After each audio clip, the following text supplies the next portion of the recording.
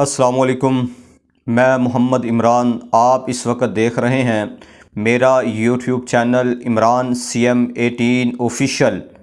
I hope you will be fine. हमारी आज की वीडियो उन असाज़ा इकराम के लिए होगी जो रिटायरमेंट लेना चाहते हैं या जिनकी उम्र 60 साल होने वाली है। जब तक लीव इनकैशमेंट में तरमीम वापस नहीं ली जाती तो ये असाज़ा इकराम फिल फॉर LPR के लिए अप्लाई कर दें। जब वो LPR के लिए अप्लाई करेंगे तो मुतलका स्कूल का जो हेड मास्टर है उसकी दरख्वास्त पर यानी उसकी एप्लीकेशन पर नॉट रिकमेंडेड इस बुनियाद पे कर देगा कि मुतलका स्कूल में स्टाफ की कमी है, और ये एप्लीकेशन पर लिखकर मुतलका अथॉरिटी को सेंड कर देगा कि इस शख्स को स्टाफ कम होने की वजह से LPR ना दी जाए। ये पॉइंट जो है नुक्ता बड़ा ही इम्पोर्टेंट है उन असाज़ा इकराम के लिए जो रिटायरमेंट लेना चाहते हैं। तो हमारी बात को यहाँ पे गौर से सुनिएगा कि वो अपने मुतलका हेड मास्टर को ये एप्लीकेशन देंगे LPR की, और मुतलका जो हेड मास्टर है नॉट रिकमेंडेड इस बुनियाद पे करेगा कि स्कूल में स्टाफ की कमी है, लिहाजा इसको LPR ना दी जाए।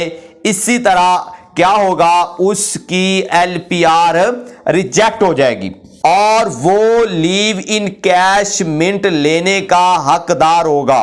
लीव इनकैशमेंट और LPR के नए कानून के मुताबिक रिटायरमेंट के 15 माह पहले LPR के लिए अप्लाई करना लाजमो मलजूम है। यानी आपने रिटायरमेंट होने से 15 माह पहले LPR के लिए अप्लाई करना है।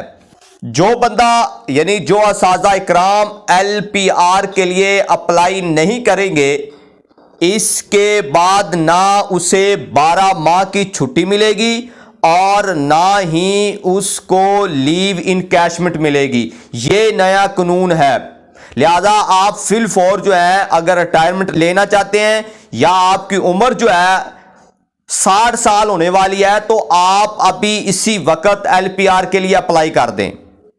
लीव इनकैशमेंट के लिए LPR का रिजेक्ट होना लाजम है। रिजेक्शन बहुत जरूरी है। चलें जी, आई थिंक आपको ये वीडियो मेरी जो है वो अच्छी लगी होगी और बड़ी ही इंफॉर्मेटिव है, और जो लोग रिटायरमेंट लेना चाहते हैं काइंडली उनको आप शेयर करें ताकि वो लोग आगाह हों और उनका नुकसान ना हो।